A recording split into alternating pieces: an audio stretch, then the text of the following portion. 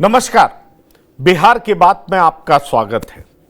कहते हैं राजनीति भी शतरंज के खेल की तरह और इसमें कौन सा वजीर, माफ करिएगा, कौन सा प्यादा किस वजीर को कब मात दे दे ये कहा नहीं जा सकता। और दरअसल कब कौन दुश्मन दोस्त हो जाए और दोस्त दुश्मन हो जाए ये कहा भी नहीं जा सकता। और इसलिए बिहार की जो राजनीति है वो भी किसी शतरंज के खेल से कम नहीं है। कहने को दोस्त दिखते हैं, साथ साथ रहते हैं, लेकिन अंदर खाने चर्चा चल रही है कि इन दोनों की दोस्ती स्वाभाविक नहीं है, नेचुरल नहीं है, बल्कि अननेचुरल है। बड़ा सवाल यह उठ रहा है कि राजनीति में बड़ी मेहनत से लड़ाई लड़ने वाले मुकेश सहनी पिछले 10 सालों से लगातार राजनीति में बने हुए हैं। 1.5 साल मंत्री रहे और बाकी समय वो संघर्ष करते रहे। कभी आरजेडी के साथ गए तो उन्होंने धोखेबाजी का आरोप लगाया और कभी बीजेपी के साथ भी गए तो बीजेपी पर भी पीठ पर खंजर भोंकने का आरोप लगाया। अब सवाल यह उठता है कि मुकेश सहनी अति महत्वाकांक्षी हैं या उनकी ताकत को उनके घटक दल समझ नहीं पाते। और फिलहाल यही बिहार की राजनीति में अंदर खाने होने की बात कही जा रही है। तो सवाल यह उठता है कि क्या मुकेश सहनी को आरजेडी दगा देगी, और आरजेडी इस बार दगा निराले अंदाज में देगी, खुद साधे रखेगी, लेकिन दगा किससे दिलवाएगी? वो कौन सी पार्टी है जो मुकेश सहनी को कहती है कि ये ट्रस्टवर्दी नहीं है, और ये अगर हमारे साथ रहे भी तो चुनाव के बाद ये हमारे वोट से जीतेंगे लेकिन एनडीए के साथ चले जाएंगे।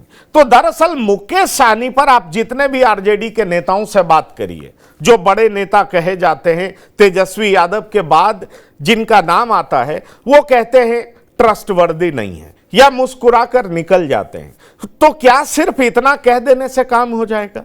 क्या आरजेडी मुकेश सहनी को सबक सिखाने के लिए रणनीति बनाना शुरू कर चुकी है?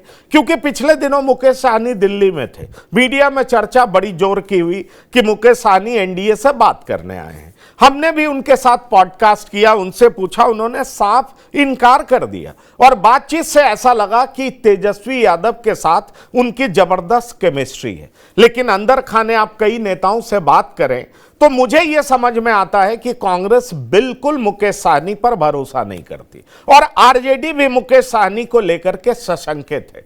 तो क्या चुनाव से पहले कुछ खेल होने वाला है? और क्या चुनाव से पहले मुकेश सहनी, जो कि उप मुख्यमंत्री पद के दावेदार खुद को बता रहे हैं, उनकी इस मंशा पे झटका लगने वाला है?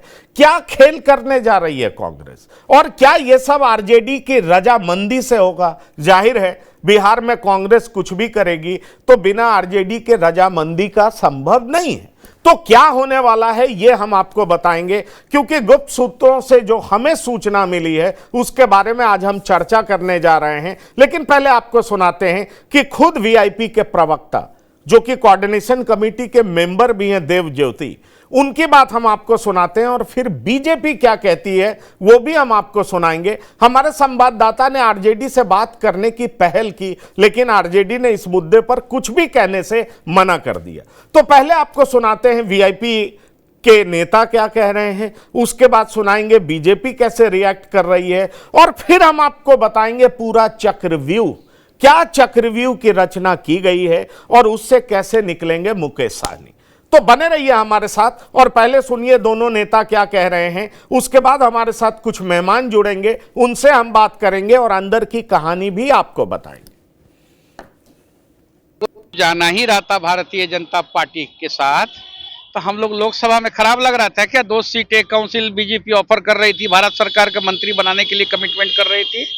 हम लोग आरक्षण के लिए ना मर रहे हैं, निषाद आरक्षण ना हमारा मेन मुद्दा है। निषाद आरक्षण पे तो हमारे आदरणीय नेता सन ऑफ मला मुकेश सहनी जी यहाँ तक कह चुके हैं कि दे देंगे तो हम अपनी प्राण भी दे देंगे। तो बीजेपी को समझ में नहीं आ रहा है, सन ऑफ मला बने हैं, आए हैं नेतागिरी करने के लिए, भारत सरकार का मंत्री और बिहार सरकार का मंत्री। 2022 में अगर उत्तर प्रदेश में चुनाव लड़े थे ना, वो यूपी में जाके 17 सीट में हम लोग कांग्रेस से भी ज्यादा वोट लाए थे पूर्वांचल में। अब मोदी मुर्दाबाद, जोगी मुर्दाबाद किए थे, तब बर्खास्त किया गया था बिहार से। महागठबंधन में तेजस्वी जी स्वयंभू मुख्यमंत्री के दावेदार हैं। वह हर सभा में उपस्थित लोगों से एक बार खुद को मुख्यमंत्री बनाने का आग्रह जरूर करते दिखाई देते हैं। वहीं बिहार की राजनीति में अपनी पैठ बनाने को आतुर मुकेश सहनी जी लगातार खुद को भावी उप मुख्यमंत्री बता रहे हैं, लेकिन उनकी इस दावेदारी को कहीं भी तवज्जो नहीं दी जा रही है। मतलब साफ है कि वहां अपनी अपनी डफली और अपना अपना राग है। दोनों नेता दिन में ही हसीन सपने देख रहे हैं। जनता पहले ही उनको नकार चुकी है। अब देखते रहिए, ख्वाब बनते रहिए मुख्यमंत्री और उप मुख्यमंत्री।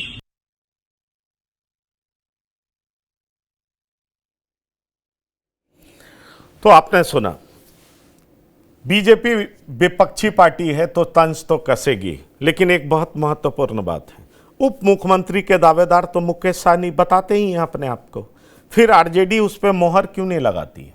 और आपको याद होगा पिछले बार भी उप मुख्यमंत्री की मांग थी मुकेश सहनी की, और मांग होना भी चाहिए, इसमें गलत क्या है?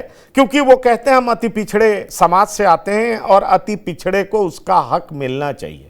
पर अति पिछड़े के नेता के तौर पे मुकेश सहनी को उप मुख्यमंत्री का पद देगी आरजेडी? खबर यह है कि इस बार आरजेडी अवरोध पैदा नहीं करेगी, इस बार कांग्रेस पैदा करेगी और आरजेडी मूक दर्शक रहेगी। यह भी एक रणनीति के तहत है। हम आपको बताने जा रहे हैं आने वाले समय में और क्या कुछ होने जा रहा है, क्योंकि हमारे साथ कुछ मेहमान जुड़ रहे हैं जिनसे आपका परिचय करा दें। हमारे साथ जो मेहमान जुड़ रहे हैं फिलहाल उनसे आपका परिचय करा दें। हमारे साथ राष्ट्रीय सचिव वीआईपी पार्टी नूरुल हुदा साहब जुड़ रहे हैं, आपका बहुत स्वागत है। हमारे साथ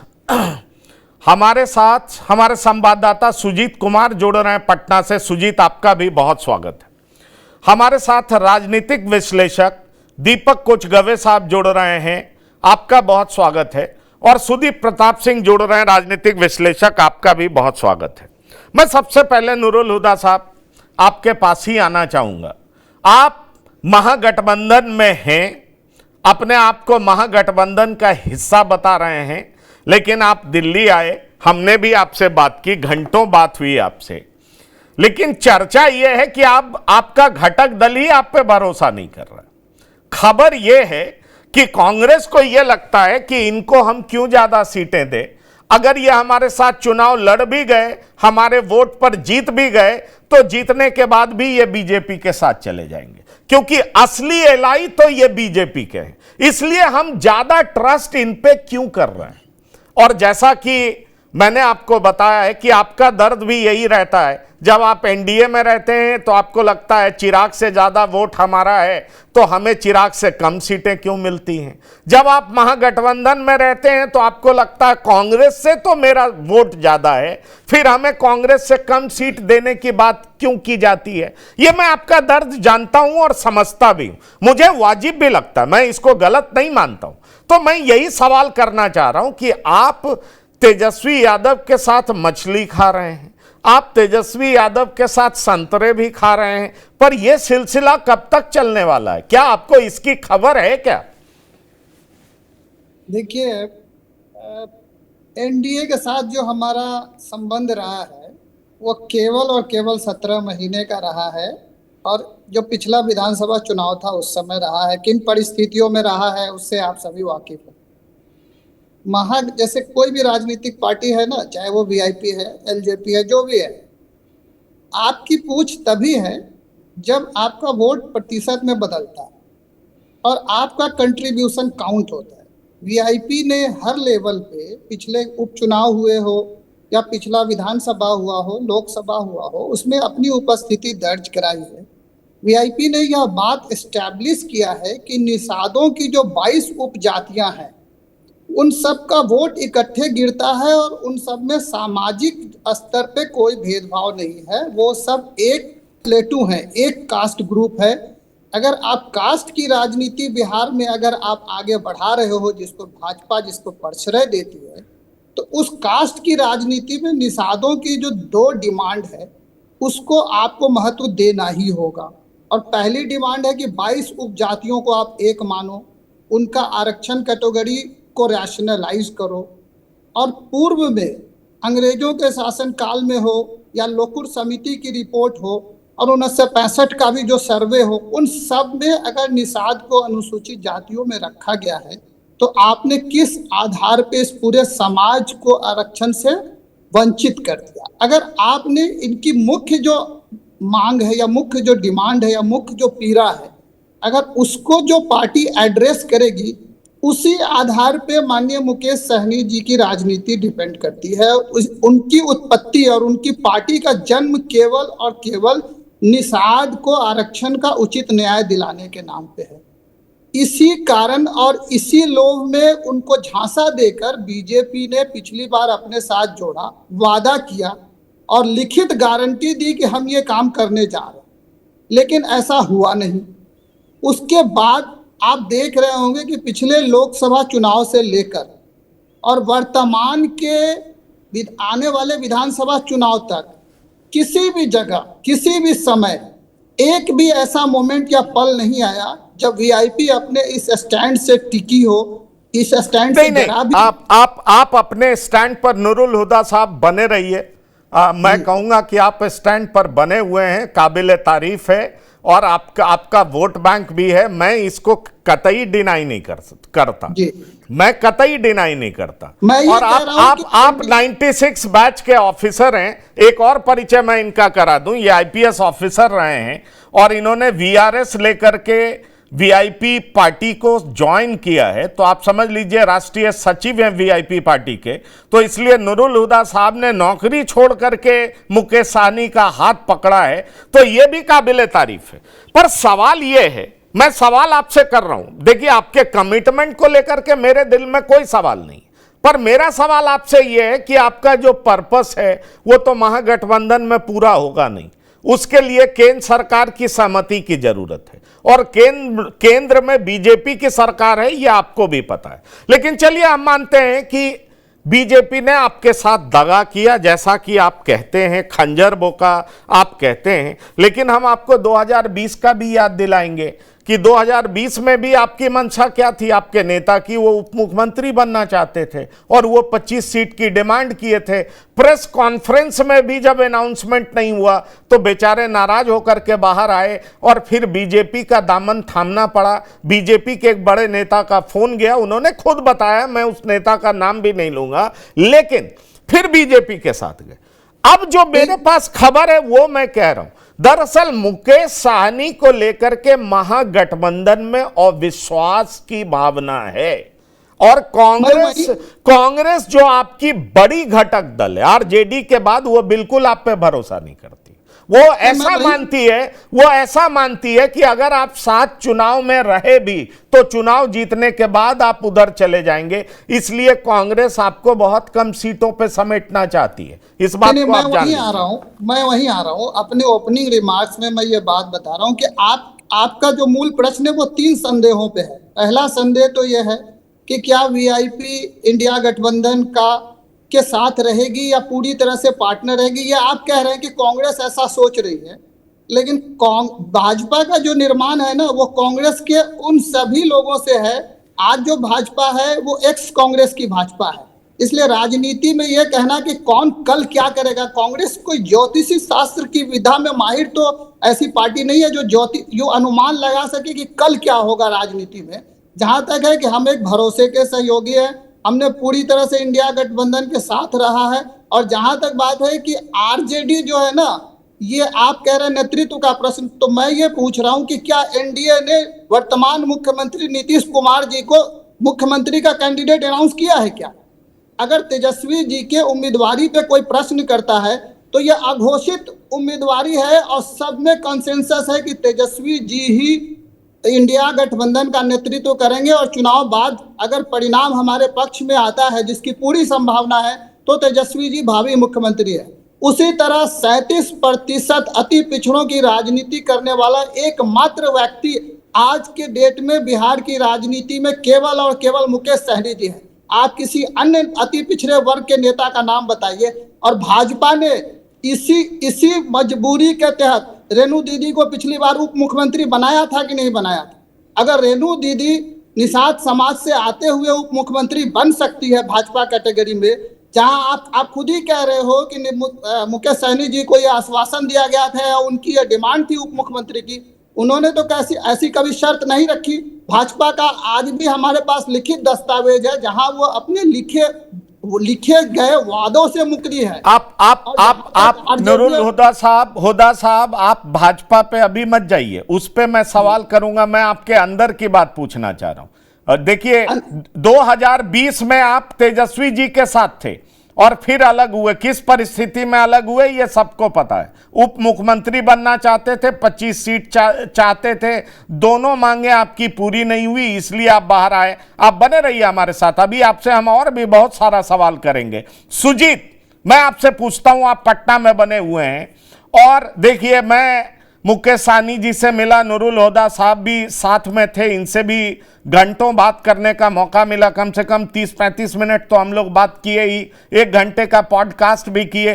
बातचीत से यही लगा कि इनकी केमिस्ट्री तेजस्वी यादव से बहुत सही है और पिछड़े समाज के लिए कमिटेड है मुकेश सहनी, यह भी बातचीत से लगा। पर मैं आपको बताऊं, जब कांग्रेस से बात करता हूं, आरजेडी के कई नेताओं से बात करता हूं, उनका ट्रस्ट नहीं दिखता है। पटना में क्या माहौल है, क्या लोग मानते हैं? मैं खास तौर पर इन पार्टी के नेताओं की बात कर रहा हूं। जब आप आरजेडी से पूछे तो उन्होंने क्यों नहीं कहा कि वो हमारे अभिन्न हिस्सा हैं, हमारे साथ ही बने रहेंगे, ये अफवाह है, ये बकवास है? वो क्यों नहीं बोलते हैं? उन्होंने अपना मुंह बंद क्यों कर रखा है? और जब आप महागठबंधन की मीटिंग में शामिल थे तो तेजस्वी यादव ने एक बार भी वीआईपी का नाम क्यों नहीं लिया? भले ही नेता एब्सेंट हो, तेजस्वी यादव को अगर इस बात की जानकारी थी, जैसा कि मुझे पता है, तो एक बार नाम तो वीआईपी का लिया जाना चाहिए। कहीं ना कहीं एक अविश्वास की भावना तो है, इस बात से तो कोई इनकार नहीं कर सकता। देखिए पंकज जी, बिल्कुल सही बात है। अब विश्वास की भावना है और मैं जैसा कि अभी आपने जिक्र किया, बिल्कुल सही बात है। मैंने कांग्रेस को भी टच करने की कोशिश की और आरजेडी को भी टच करने की कोशिश की। मुझे सीधे सीधे ये कहा गया कि इस विषय पर अभी हम लोग कुछ नहीं कह सकते हैं। क्यों नहीं कह सकते हैं? कुछ तो बात होगी। देखिए पंकज जी, बिहार की राजनीति में एनडीए हो चाहे महागठबंधन, वीआईपी एकमात्र ऐसी पार्टी है जो बीजेपी और आरजेडी दोनों के ऊपर धोखा देने का आरोप लगा चुकी है। ये इस चीज से वीआईपी कभी मुकर नहीं सकती है। ये एकमात्र ऐसी पार्टी है।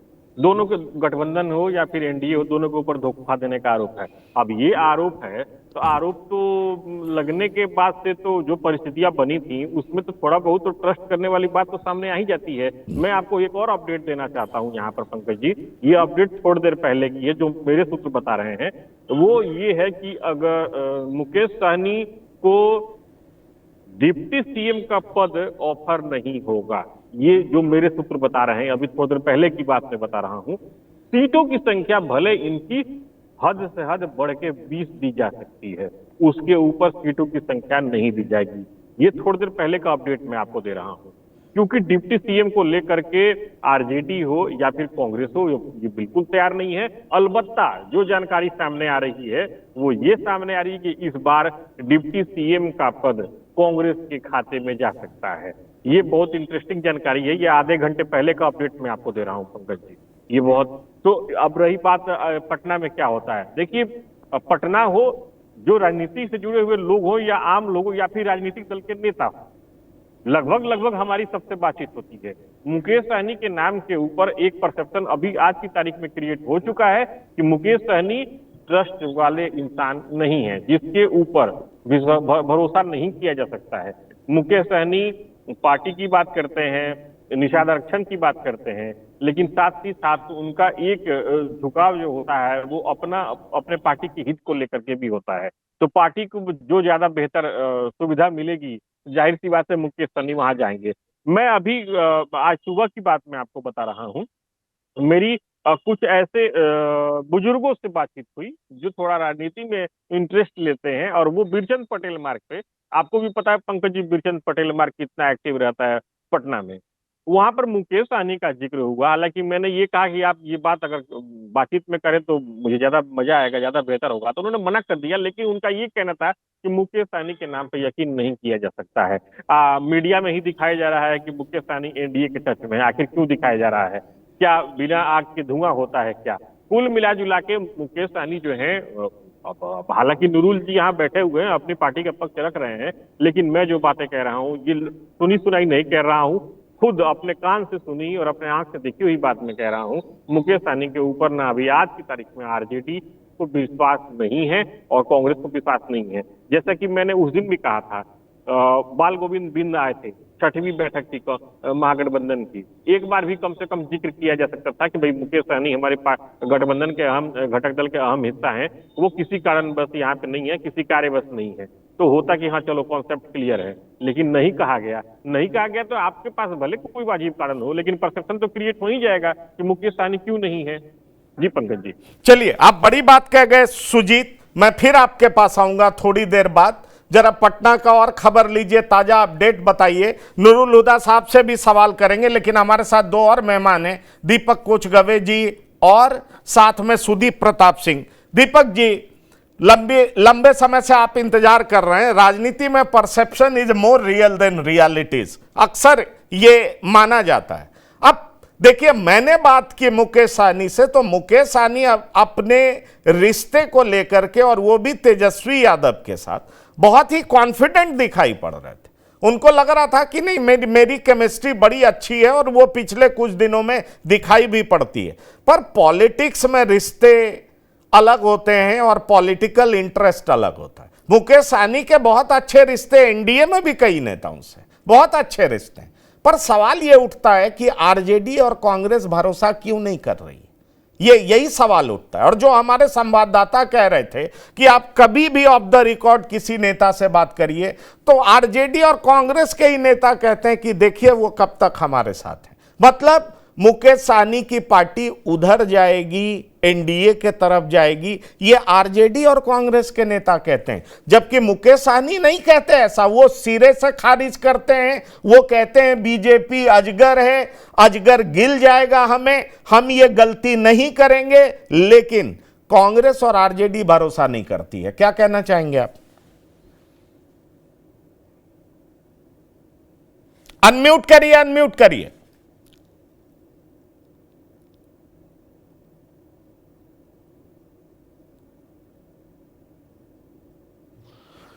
सुदीप, मैं आपके पास आना चाहूंगा, कुछ टेक्निकल प्रॉब्लम है। सुदीप, ये सवाल आपके लिए।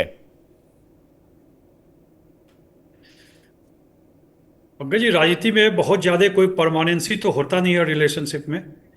एक चीज़ तो क्लियर है कि सबको अपना पद चाहिए। मुकेश सहनी जी भी डिप्टी चीफ मिनिस्टर का पद चाहते होंगे, इसी हेतु ये सब सारा हो रहा है।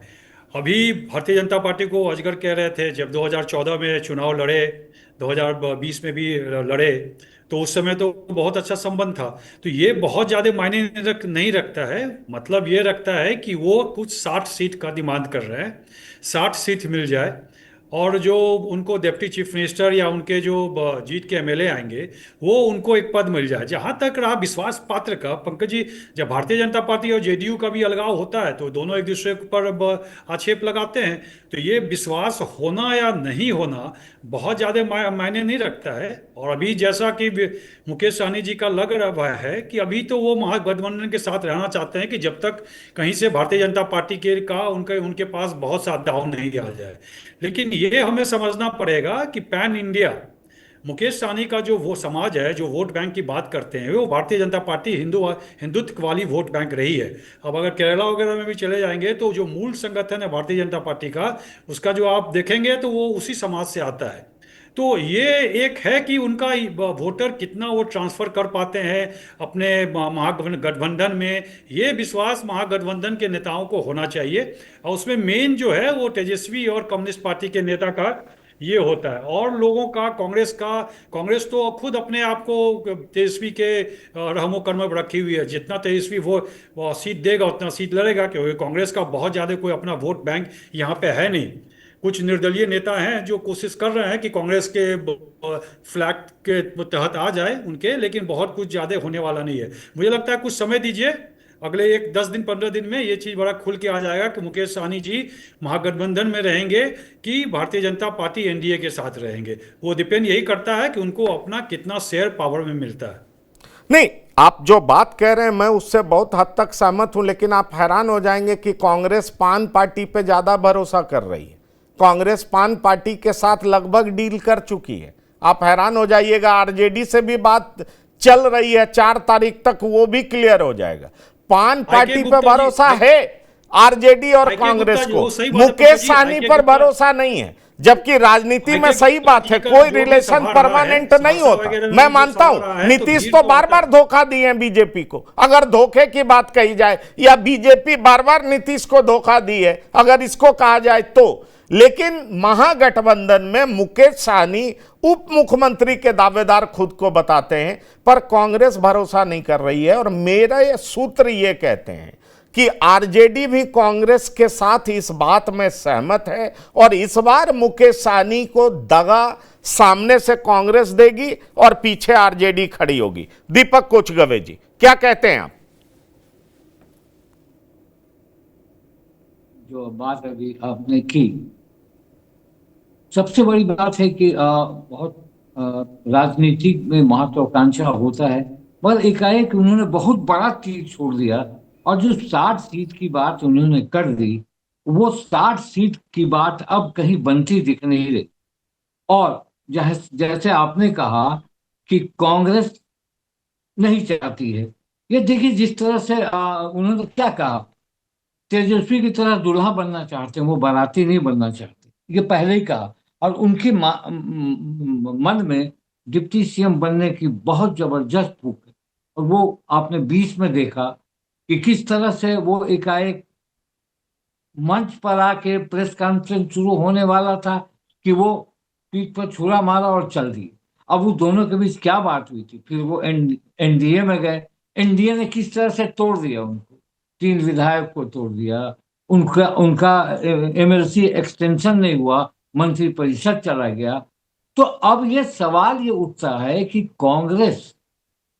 कांग्रेस इस चीज में मैच्योरिटी से इस बात को देख रही है कि अगर ज्यादा सीट मिलता है और कुछ इधर होता है, तो वो फिर वो जिस तरह दिल्ली चले गए मीटिंग छोड़ के, और लगातार टेलीविजन, जितने भी बड़े टेलीविजन है, आपसे भी उन्होंने बातचीत की, मैंने देखा, मैंने सुना भी था, और आपने स्पष्ट कर दिया था, और उसने भी स्पष्ट कर दिया था कि वो महागठबंधन के और पिछड़ी राजनीति करना चाहते हैं।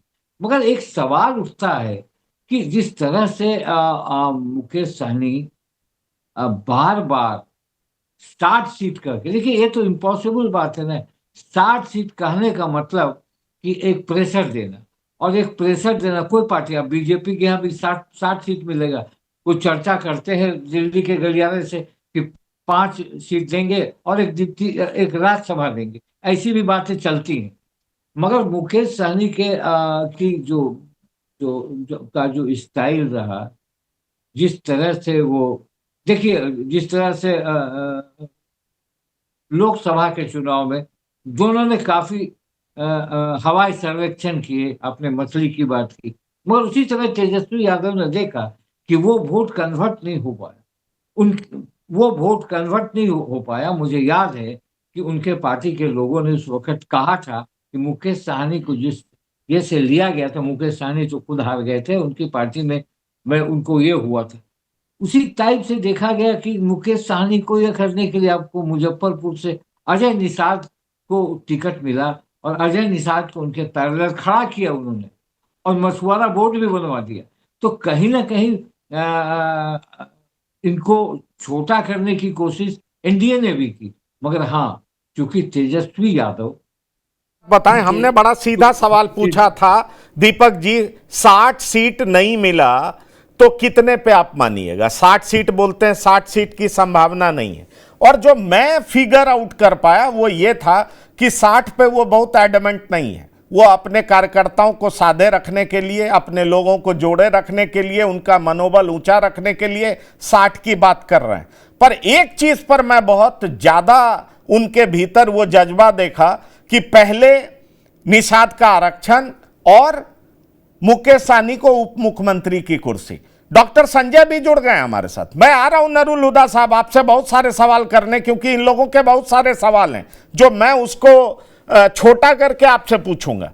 डॉक्टर संजय, स्वागत है आपका। बड़ा सीधा सा सवाल है, जब मैं इंटरव्यू कर रहा था, पॉडकास्ट कर रहा था, मैंने उनसे पूछा तो उन्होंने कहा निषाद आरक्षण पे कोई कंप्रोमाइज नहीं और उप मुख्यमंत्री की कुर्सी पर भी कोई कंप्रोमाइज नहीं। तो मैं समझ गया कि 60 सीट ये बोल रहे हैं, शायद 60 के बदले ये 30 पे मान जाए, 35 पे मान जाए, वो जाने कितने पे मानेंगे, 25 पे मान जाए, लेकिन उप मुख्यमंत्री पर कोई कंप्रोमाइज नहीं करेंगे। अभी हमारे संवाददाता कह रहे थे उप मुख्यमंत्री की कुर्सी इनको मिलने वाली नहीं है। 2020 में भी प्रेस कॉन्फ्रेंस में तेजस्वी ने अनाउंस नहीं किया, अभी भी तेजस्वी इस बात को एक्नॉलेज नहीं कर रहे हैं। कांग्रेस बिल्कुल भरोसा नहीं कर रही है। आपको मैं बता सकता हूं, कल रात से मेरी कई नेताओं से बात हुई, खासतौर पर केंद्र के नेताओं से, जिनकी पूरी नजर बिहार की राजनीति पर है। वो साफ कह रहे थे कि Mukesh Sahni is not at all trustworthy.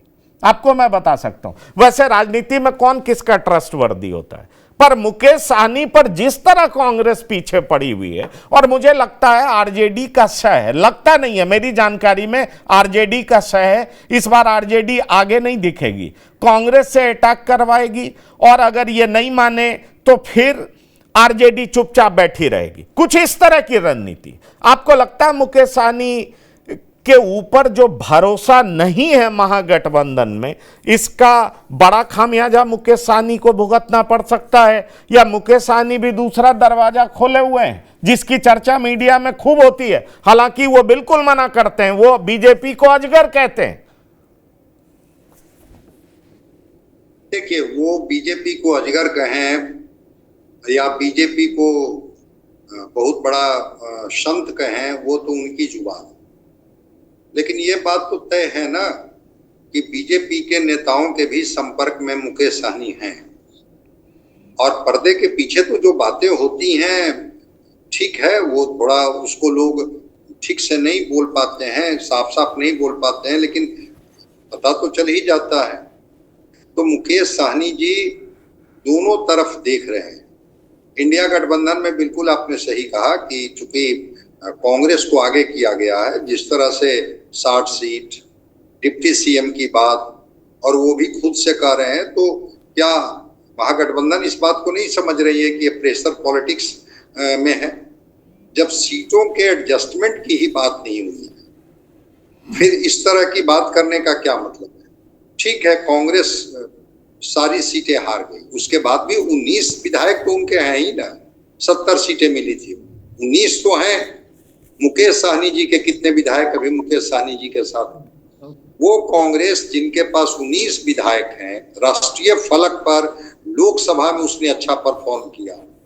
Bihar में भी लोकसभा की जो सीटें जीती गई हैं, वो सीटें निश्चित रूप से जो कांग्रेस जीती है लोकसभा की, वो एक मैसेज तो देता ही है कि कांग्रेस की जमीन अभी बची हुई है, बरकरार है। जिस तरह से मुस्लिम उनके तरफ मुखातिब हुए हैं, ये सारे फैक्टर के बाद भी क्या कांग्रेस को 60 सीटें मिलने जा रही है क्या?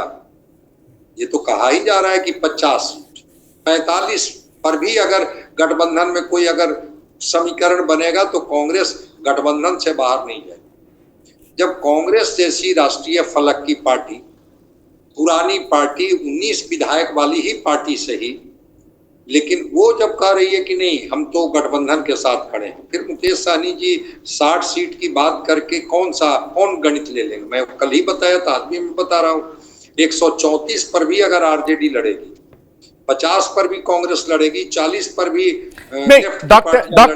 डॉक्टर संजय इसको और थोड़ा छोटा करते हैं। मुकेश सहनी 25 पे भी मान जाएंगे, लेकिन उप मुख्यमंत्री के पद पे कोई कंप्रोमाइज नहीं करेंगे। मुझे ऐसा लगता है। आपको लगता है उप मुख्यमंत्री का पद महागठबंधन देगी? मेरी जानकारी में महागठबंधन नहीं देने जा रही है। अगर मुकेश सहनी बने भी रहते हैं तो 15, 18, मैक्सिमम 20, और उप मुख्यमंत्री का पद नहीं, ये मेरी जानकारी है।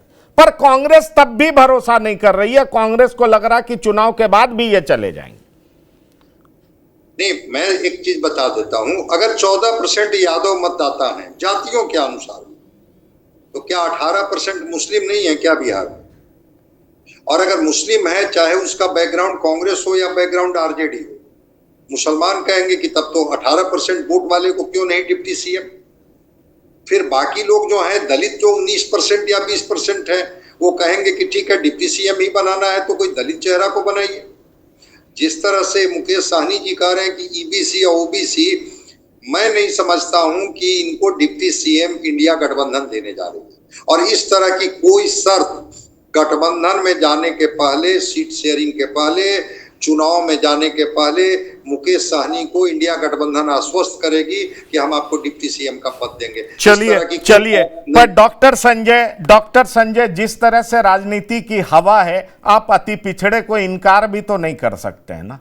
आपको एक उप मुख्यमंत्री तो बनाना ही पड़ेगा, चाहे एनडीए में भी एनडीए की सरकार बने तो भी, चाहे महागठबंधन की सरकार बने तो भी। अगर अति पिछड़े के बड़े नेता के तौर पर मुकेश सहनी आते हैं तो कैसे महागठबंधन उनको इग्नोर करेगी, इनकार करेगी? एक बड़ा सवाल है। हो सकता है मुकेश सहनी की जगह कोई और पैरेलल लाइन खड़ा कर दे उनके सामने, इसकी संभावना हो सकती है, जो आरजेडी के ही नेता हो, किसी और पार्टी के नेता हो, लेकिन अति पिछड़े समाज को कैसे इग्नोर करेगी? अगर आरजेडी सत्ता में आना चाहती है तो मैं नूरुल हुदा साहब आपके पास आना चाहूंगा। बहुत सारे सवाल हो गए और आप हमारे साथ आज जुड़े हैं। डॉक्टर संजय नूरुल हुदा साहब राष्ट्रीय सचिव हैं वीआईपी के और आईपीएस ऑफिसर रहे, इन्होंने वीआरएस लिया है और मुकेश सहनी में विश्वास जताया है। नूरुल हुदा साहब, सवाल वही है आपसे, सवाल वही है आपसे, आप अपनी बात रखिएगा पर मैं अपना सवाल रख दूं। चलिए, सीट पर कुछ कंप्रोमाइज कर लीजिएगा, उप मुख्यमंत्री पद पर करिएगा क्या? नहीं, हमारे जितने भी विद्वान साथी हैं, मैं उनसे ये केवल एक प्रश्न पूछना चाह रहा हूं कि क्या चुनाव पूर्व उप मुख्यमंत्री पद की घोषणा होने जा रही है? क्या कोई कमिटमेंट दिया जा रहा है क्या? मैं मैनिफेस्टो कमेटी का भी मेंबर हूं और मैनिफेस्टो इंडिया गठबंधन का हम लोग ही बना रहे हैं। आप ये बताइए, क्या चुनाव पूर्व हम लोग किसी उप मुख्यमंत्री की घोषणा करने जा रहे हैं क्या?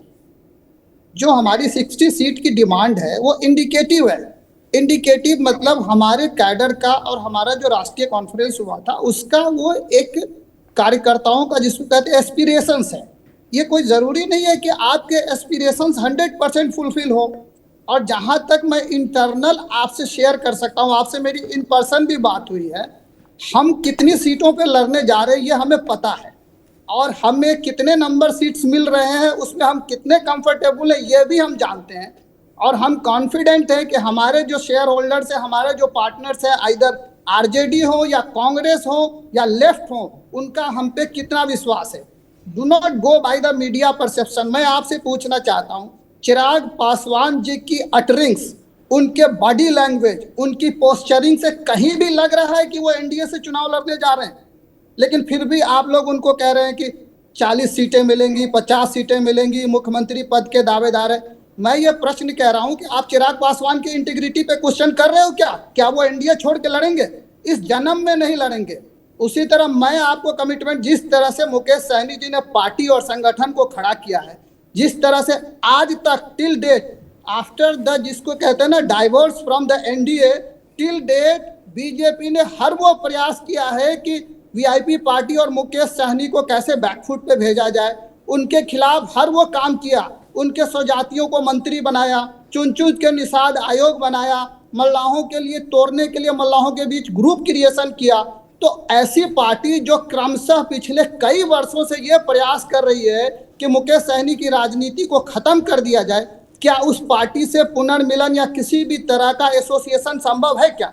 ठीक है, आई डू एग्री कि राजनीति जो है वो परिस्थितियों का खेल है और परिस्थिति और समय की डिमांड और पब्लिक ओपिनियन मैटर करता है। लेकिन एज ऑफ नाउ वीआईपी जो है वो स्ट्रॉन्ग स्टेक होल्डर के साथ साथ स्ट्रॉन्ग पार्टनर है, कमिटेड पार्टनर है इंडिया ब्लॉक का, और हर हाल में इंडिया ब्लॉक के साथ ही जाएगी। दूसरी बात कि आपने हाल के दिनों में देखा होगा कि मुकेश सहनी जी ने एक कमिटमेंट दिया कि जहां बीजेपी 9% पिछले विधानसभा में 9% जो है सीट दी थी उन्होंने ईबीसी एमबीसी को मिला के टोटल बैकवर्ड्स को, वहां हम लोगों ने क्या दिया, और हमने पहले ही प्री पोल अनाउंस कर रखा है कि हमें जितनी भी सीटें मिलेंगी हम 50% ईबीसी एमबीसी और एससी एसटी को लड़ाएंगे और 50% में समाज के अन्य लोगों को एकोमोडेट करेंगे। आपने देखा होगा हाल के दिनों में, आप बता दीजिए, you name the caste and plateau, जिससे लोगों ने वीआईपी में ज्वाइन नहीं किया।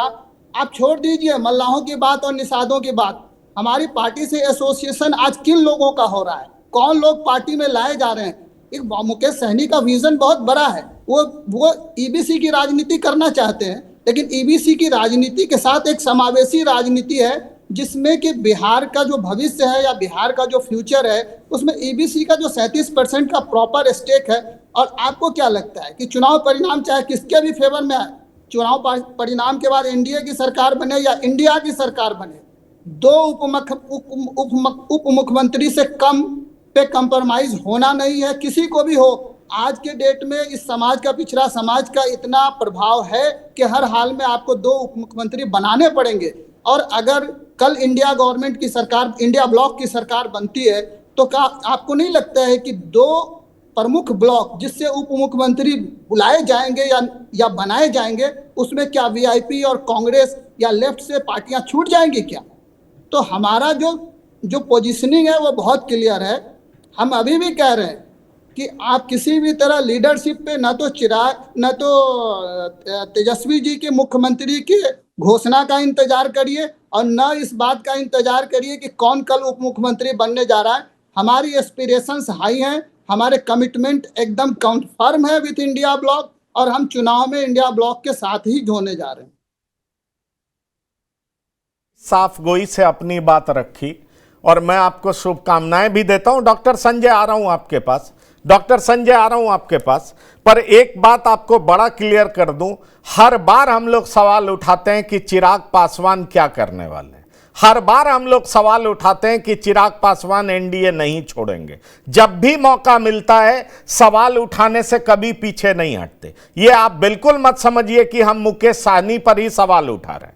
हमने तो आपको कहा अति पिछड़े को इनकार नहीं कर सकता कोई भी दल, ये बिल्कुल तय है। और मुकेश सहनी पिछले 10 साल से राजनीति में बने हुए हैं, सिर्फ 1.5 साल मंत्री रहे हैं, तो ये भी छोटी बात नहीं है। ये बताता है कि वो किस तरीके से कमिटेड हैं, जुझारू हैं और बिहार की राजनीति में टिके हुए हैं। लेकिन सवाल फिर वही उठता है, वही तो मैं आपसे कह रहा हूं, मैं अंदर की बात सामने ला रहा हूं। आपके कमिटमेंट पे कोई सवाल नहीं है, लेकिन आपका घटक दल ही आपके कमिटमेंट पर पूरा भरोसा नहीं कर रहा। आप ऑफ द रिकॉर्ड बात करिए, वो भरोसा नहीं करता और वही बात हम सामने रख रहे हैं कि आपका ये वन साइडेड लव बरकरार रहेगा या एन वक्त पर टूट जाएगा। भले ही आपकी इंटेंसिटी बहुत मजबूत हो, आपके कमिटमेंट पे कोई डाउट नहीं हो, लेकिन आपका पार्टनर आपको ट्रस्टवर्दी नहीं मानता है, ये यकीन मानिए। ये रेफरेंस आपने पता नहीं कहां से उठाया है, लेकिन हमें अपने पार्टनर्स के बारे में पता है और हमारी इंटरनल मीटिंग्स का भी हमें नॉलेज है।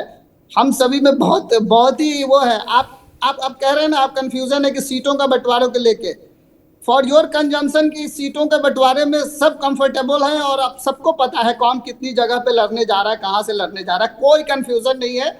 और ठीक है, बाहर देखिए पब्लिक में आपकी चर्चा होनी चाहिए, चर्चा हो रही है, लोगों का स्वागत है, लोग अपने अपने हिसाब से नेताओं का आकलन करते हैं, उसमें कोई बहुत बड़ी बात नहीं है। लेकिन राजनीति कंप्लीटली जिसको कहते हैं ना, समय और परिस्थिति के हिसाब से बदलती रहती है। इसलिए उप मुख्यमंत्री का चर्चा या दावेदारी या प्रश्न ऐसा नहीं है, वो हमको मालूम है कि हम कितनी सीट कंफर्टेबल। एक छोटा सा सवाल आपसे पूछ लूं। चलिए, आप जो कह रहे हैं आपकी हर बात मान लेता हूं।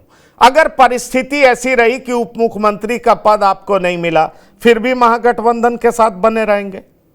नहीं, आप एक बात बताइए कि हम ये जान रहे हैं कि हम कितने अच्छे नंबर पे लड़ने जा रहे हैं, और अगर हम 50% भी अपनी कामयाबी मान ले, ठीक है, हम X नंबर पे लड़ने जा रहे हैं और हम X/2 पे विजयी होंगे, तो हम ये जान रहे हैं कि हम उतने नंबर पे उप मुख्यमंत्री की दावेदारी हमारी बनती है।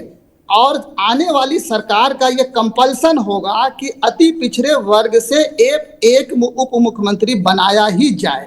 और उस हालत में अति पिछड़े वर्ग का जो नेता है या जो प्रतिनिधि है और जो पार्टी अधिकतम नंबर चुन के लाएगी, वो पार्टी वीआईपी होगी। इसलिए मुकेश सहनी जी का उप मुख्यमंत्री की अपेक्षा, आकांक्षा और उम्मीद बेजा नहीं है, नाजायज नहीं है। नहीं, बेजा नाजायज मैं बिल्कुल नहीं कहता हूं, बिल्कुल जायज है। TV9 आपकी अपेक्षा को बिल्कुल जायज मानता है और उपेक्षा को नाजायज मानता है। इस बात को आप जान लीजिए, आपकी अपेक्षा को हम जायज मानते हैं और उपेक्षा को नाजायज मानते हैं। पर बड़ा सवाल यह है कि बड़ा नेता अपने से एक छोटी लाइन को बड़ा होने का मौका नहीं देता है। नीतीश कुमार ने किसी कुशवाहा को बड़ा बनने नहीं दिया। तेजस्वी यादव 14% ओबीसी के वोट पे बैठे हैं, तो वो क्यों चाहेंगे कि अति पिछड़ा कोई उप मुख्यमंत्री बन जाए जो कल उन्हीं को चुनौती देने लगे? डॉक्टर संजय, क्या कहना चाहेंगे आप? नहीं, मैं ये कहना चाहता हूं कि अभी हाल में मुकेश सहनी जी ने कार्यक्रम आयोजित किया था, तेजस्वी जी भी उस कार्यक्रम में थे, और उन्होंने खुद कहा कि अगर सरकार बनेगी तो तेजस्वी जी मुख्यमंत्री होंगे और मैं उप मुख्यमंत्री बनूंगा। वो तो अपनी दावेदारी हर जगह कर रहे हैं, तेजस्वी जी ने उस पर कोई रिएक्शन व्यक्त नहीं दिया। तो क्या, बिल्कुल आप जो बार बार सवाल पूछ रहे हैं कि क्या इंडिया गठबंधन में कोई ऐसी परिस्थिति बनती है तो क्या मुकेश सहनी जी डिप्टी सीएम से नीचे मान जाएंगे, या डिप्टी सीएम की ही दावेदारी उनकी है कि उस पर कोई कॉम्प्रोमाइज करें? ये लोग कहाँ कर रहे हैं, वो तो खुद मुकेश सहनी जी कह रहे हैं कि इंडिया गठबंधन की सरकार बनेगी तो मैं डिप्टी सीएम बनूंगा, मैं डिप्टी सीएम बनूंगा। कल लेफ्ट के लोगों ने भी कहा कि अभी तो सीट शेयरिंग ही नहीं हुआ है, कांग्रेस के तो लोग बोलना ही शुरू कर दिए हैं। तो डिप्टी सीएम की बात तो केवल और केवल मुकेश सहनी जी कर रहे हैं, इनके इंडिया गठबंधन के साथी भी नहीं कर रहे हैं कि हाँ ठीक है, इनका बैकग्राउंड ये है, यही समाज से आते हैं, इसलिए इनको डिप्टी सीएम बनाएंगे, तेजस्वी जी मुख्यमंत्री बनेंगे। अभी तेजस्वी जी पर ही सारे लोगों की राय स्पष्ट नहीं हुई है कि तेजस्वी जी मुख्यमंत्री के चेहरा होंगे, मुख्यमंत्री को। यही तो बार बार कांग्रेस से पूछा जा रहा था कि क्या मुख्यमंत्री के चेहरा, मुख्यमंत्री के उम्मीदवार तेजस्वी जी होंगे? कांग्रेस इधर उधर कह के टाल जाती है। अभी सीट शेयरिंग होने दीजिए, चुनाव का परिणाम आने दीजिए, कोऑर्डिनेशन कमेटी के नेता तो वो हैं, हम लोग निश्चित रूप से विचार करेंगे। कुछ लोग बोलते हैं, कुछ लोग नहीं बोलते हैं। तो इस वजह से ये कयास लगाया जा रहा है कि डिप्टी सीएम की बात क्या मुकेश सहनी जी के अलावा भी कोई कर रहा है, या केवल और केवल मुकेश सहनी जी कर रहे हैं? दूसरी चीज, इंडिया गठबंधन में रहें, एनडीए गठबंधन में रहें, जो थर्ड फ्रंट बन रहा है उसमें रहें। मुकेश सहनी जी अगर चुनाव लड़ने आ रहे हैं तो बिल्कुल उनको लड़ना चाहिए, उनकी ताकत भी दिखनी चाहिए। लोकसभा में चुनाव लड़े थे, 3 सीटों पर ये लड़े थे चुनाव ना, परिणाम जो हुआ, लेकिन लड़े। विधानसभा में भी जितनी भी सीटें इनके हिस्से में आएगी उस पर ये लड़े, मजबूती के साथ लड़े, परिणाम दें। निश्चित रूप से इनकी ताकत को कौन इग्नोर कर देगा? अभी कह रहे थे खुदा साहब कि नहीं, उनकी ताकत कोई उपेक्षा कैसे हो सकती है? बिल्कुल उपेक्षा नहीं हो सकती है। न एनडीए उपेक्षा करेगी, न इंडिया उपेक्षा करेगी, न थर्ड फ्रंट उपेक्षा करेगी। लेकिन पहले तो सीट तो तय हो जाए कि कितनी सीटें कोई गठबंधन उनको लड़ने के लिए दे रहा है। अगर वो सीट ही उतनी नहीं मिलेगी, फिर उपेक्षा और अपेक्षा की बात ही कहाँ रहती है?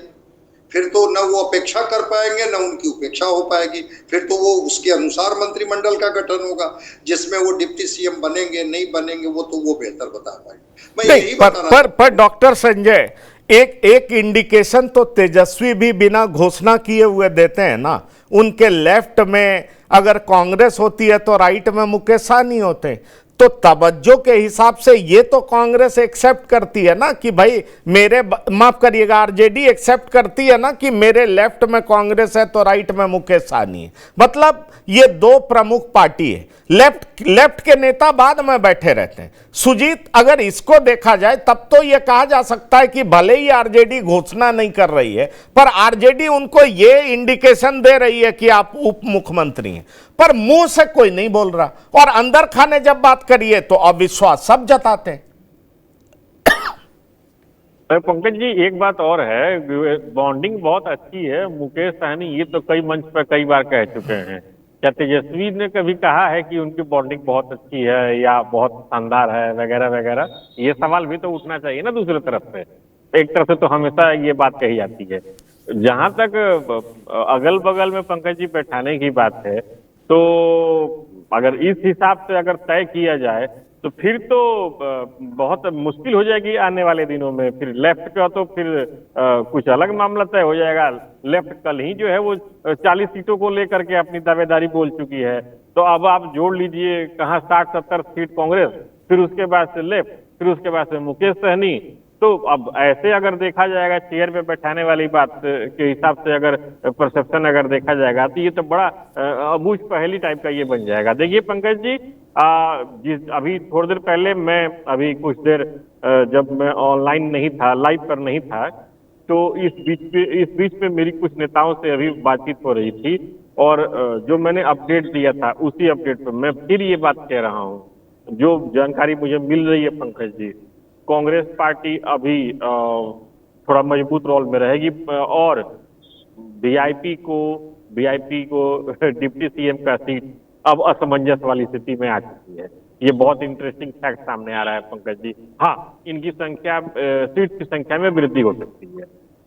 चलिए, अगर सीट की संख्या में वृद्धि होती है तो वही बात है ना कि उनका वोट ले लिया जाएगा और एन वक्त पर दगा दिया जा सकता है। इसकी पूरी संभावना है, ये सुजीत आप बता रहे हैं। और दरअसल आपको बता दें, अगर आपके सूत्र बता रहे हैं तो मेरे सूत्र भी बता रहे हैं कि 52 सीट मैक्सिमम कांग्रेस को, 38 लेफ्ट को, जो मेरे पास जानकारी है मैं आपको बता दूं, और 20 मैक्सिमम, जो कांग्रेस के सूत्रों से मुझे बात पता चली है, 20 मैक्सिमम मुकेश सहनी को। इससे ज्यादा सीटें, पंकज जी, मैं यही मैंने अभी आधे घंटे पहले, अभी 20 इससे मिनट पहले ज्यादा मैंने यही बात कही सीटें थी। कांग्रेस देने की बात नहीं कर रही है। नूरुल हुदा साहब, माफी चाहूंगा, आपको अच्छा नहीं लग रहा होगा, लेकिन सूचना पहुंचाना मेरा फर्ज है। जो मेरी जानकारी है वो मैं आपको जरूर बताऊंगा। मेरे साथ एक और पैनलिस्ट है, उसके बाद मैं सबके सवाल का जवाब आपसे लूंगा। सुदीप, अभी भी संभावना है मुकेश सहनी एनडीए में आ सकते हैं? अगर उप मुख्यमंत्री पद नहीं मिलता है और सीटें 20 मिलती हैं तो क्या फायदा होगा? आरक्षण केंद्र सरकार देगी, केंद्र सरकार के मदद की जरूरत होगी। 20 से 5-7 सीट कम भी दे दे एनडीए तो भी ये ज्यादा फायदे में होंगे, डबल इंजन की सरकार में होंगे। आरक्षण पहला शर्त होगा, और अगर एनडीए की सरकार बन जाती है तो बड़े मंत्री भी हो सकते हैं।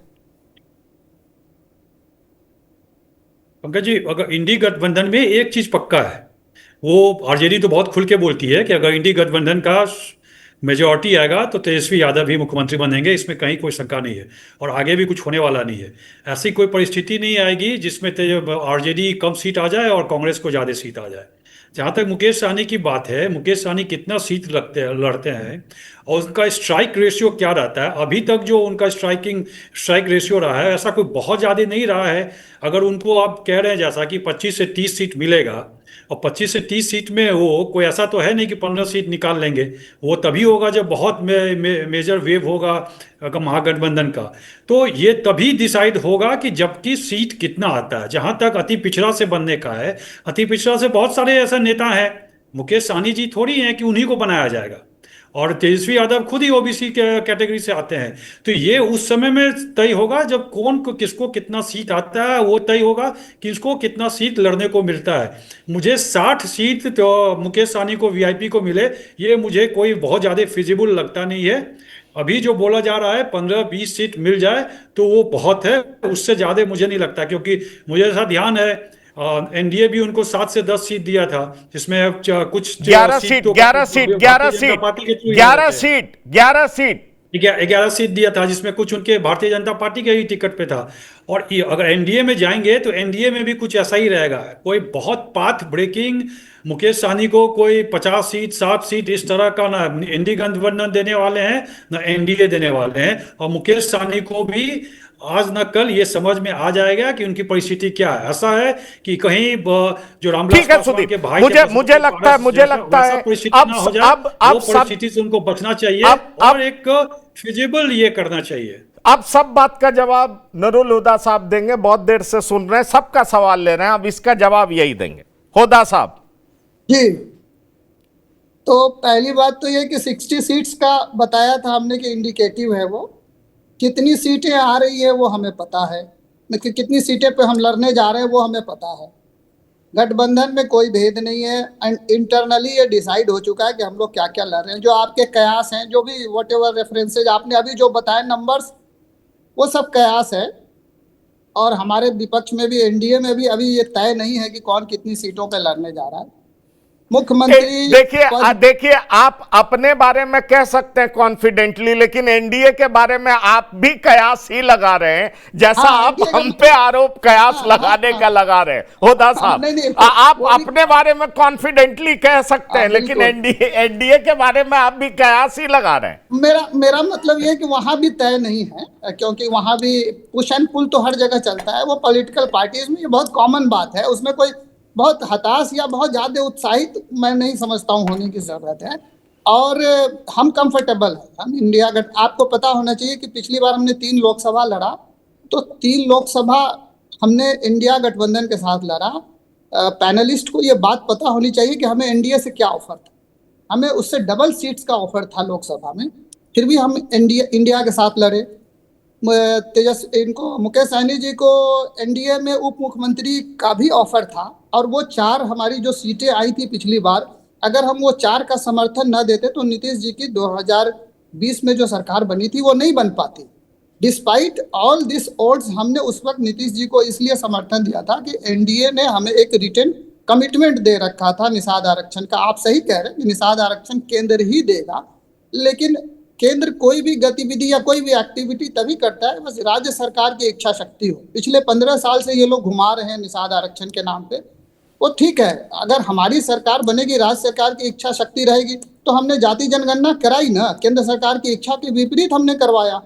और वो तेजस्वी जी का ही दबाव था कि आज जो नौकरियों के इतने पर्चे बंट रहे हैं, आज वो हर वो कमिटमेंट नीतीश जी जो है सुबह सुबह उठते हैं और जो तेजस्वी जी के वादे हैं उसको सुबह सुबह इम्प्लीमेंट कर देते हैं। तो हमने तो मजबूर कर दिया इंडिया को कि हमारी पीठ पे बैटिंग करो। तो होपफुली मतलब हमने तो सभी बिंदु पे, और कोई मतलब जिसे कहते हैं ना कि आप उप मुख्यमंत्री की बहस में जाना अभी टोटली बेमानी है, कि उप मुख्यमंत्री का डिसीजन तभी होगा जब हमारे रिक्वायर्ड नंबर्स आएंगे, और वो नंबर्स इंडिया ब्लॉक के पहले आ जाए और उसमें हमारे अच्छे नंबर आ जाए। हमारे अच्छे नंबर आएंगे तभी तो हम क्लेमेंट रहेंगे। हम तो हमारा एस्पिरेशन नहीं, देखिए होदा साहब, हम उप मुख्यमंत्री की बात इसलिए करते हैं ताकि वीआईपी पार्टी को अपने एम्बिशन के प्रति और जागरूक करते हैं और कमिटेड बनाते हैं। तो हम आपको याद दिलाते हैं कि आपकी प्रायोरिटी क्या है, और आपने खुद हमसे कहा है कि निषाद का आरक्षण और उसके बाद उप मुख्यमंत्री का पद। आपकी बातों से जो हम समझ पाए, और हमने आपको शुभकामनाएं भी दी हैं, फिर हम आपको शुभकामनाएं देते हैं कि आपको जरूर उप मुख्यमंत्री का पद मिले। बड़ा सवाल यह है कि मुकेश साहनी के साथ जो अक्सर राजनीति में खेल होता रहा, चाहे एनडीए करे चाहे महागठबंधन में हो, क्या फिर वो खेल होगा? इसकी सुगबुगाहट बड़ी तेज है। लेकिन दूसरा सच ये भी है कि मुकेश साहनी जहां भी रहे, जैसे भी रहे, भले ही उनके सारे विधायक छोड़ दें, पर मुकेश साहनी बिहार की राजनीति में लगातार प्रासंगिक रहे, उनके नाम की चर्चा होती है, इस बात से भी कोई इनकार नहीं कर सकता। इसलिए वो उप मुख्यमंत्री बने। होदा साहब, दिल पे मत लीजिएगा, मेरी शुभकामनाएं आपके साथ है, लेकिन अंदर खाने जो चर्चा चल रही है, कांग्रेस भरोसा नहीं कर रही है, आरजेडी में भी सुगबुगाहट बहुत तेज है, बीजेपी के बड़े नेताओं से पूछिए तो वो मुस्कुराते हैं, ऐसा लगता है आपको वेलकम करने को तैयार हैं। सच क्या है ये आप सब जानिए, चुनाव आते आते बहुत कुछ पता चल जाएगा। सुजीत, आप कुछ कहना चाह रहे थे, आप कंप्लीट कर लीजिए, मैं खत्म करूंगा। जी पंकज जी, मैं नुरुल होदा साहब ने जो अभी कहा कि वो पिच पे खिलवाने के लिए मजबूर कर रहे हैं, तो आज सुबह की बात मैं आपको बता रहा हूँ। जब सीएम नीतीश कुमार ने ट्वीट किया कि हम ये कर रहे हैं, तो मैं आम लोगों की बात आपको बता रहा हूँ। लोगों का ये कहना था कि भगवान करे कि इतना मजबूत विपक्ष बिहार में हमेशा रहे, तेजस्वी जी हमेशा बिहार में बने रहे विपक्ष में, ताकि वो नीतीश जी को याद दिलाते रहे कि क्या क्या करना है, और नीतीश जी करते रहेंगे। इसके अलावा एक और चीज लोगों ने कहा कि वीआईपी एक ऐसी पार्टी है जिसके कारण ना एनडीए अपनी सीट शेयरिंग कर रहा है, ना महागठबंधन अपनी सीट शेयरिंग कर रहा है। दोनों जो है असमंजस में पड़े हुए हैं। ये बहुत मजेदार, अभी ये वाकया आज सवेरे मेरे साथ हुआ है। चलिए, बहुत अच्छी बात है, और बहुत सारे आईपीएस भी जुड़ रहे हैं वीआईपी में, तो आप समझ लीजिए वीआईपी की ताकत जो है वो इंटेलेक्ट वाइज भी बढ़ रही है, काफी कामयाब सफल लोग भी इसमें आ रहे हैं, तो वीआईपी ताकतवर तो हो रही है, इस बात से कौन इनकार कर सकता है। फिलहाल बिहार की बात में नूरुल हुदा साहब, डॉक्टर संजय कुमार, सुजीत कुमार जी और सुदीप प्रताप सिंह, आप सभी मेहमानों का बिहार की बात में शिरकत करने के लिए बहुत बहुत धन्यवाद और शुक्रिया। तो बिहार की बात में इतना ही। ताजा तरीन खबरों के लिए आप लगातार देखते रहिए TV9। धन्यवाद, नमस्कार।